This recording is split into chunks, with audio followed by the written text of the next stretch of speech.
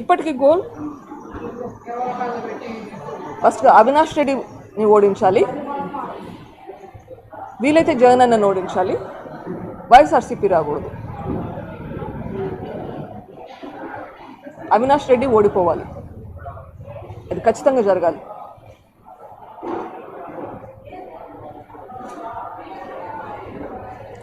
ఒకసారి అక్యూజ్డ్ అయి కన్విక్షన్ వస్తే రూల్ ప్రకారం 6 సంవత్సరాలు కంటెస్ట్ చేయలేరు ఎలక్షన్స్లో.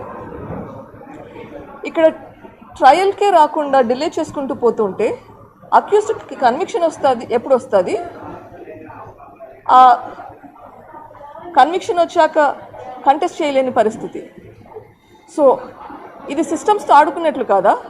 అక్యూజ్డ్ అని తెలుసు, కన్విక్షన్ రాదు, కానీ పోటీ చేయగలుగుతాడు. రైట్? సో మనం సిస్టమ్స్ అన్నీ డిలే చేసుకుంటూ పోతే, ట్రయల్స్ డిలే అవుతూ ఉంటే మళ్ళీ గెలుచుకుంటూనే పోవాలనా? అది తప్పు, న్యాయపరంగా కూడా తప్పే కదా. ఎగ్జాక్ట్లీ, నేరస్తులు ఉండకూడదు. తప్పించుకుంటూ పోతూ ఉంటే అట్లే ఇంకోసారి గెలుస్తారు, ఇంకోసారి ఎలక్షన్లో గెలుస్తారు, సిస్టమ్స్ని వాడుకుంటుంటారు వాళ్ళ ప్రయోజనాల కోసం వాళ్ళే.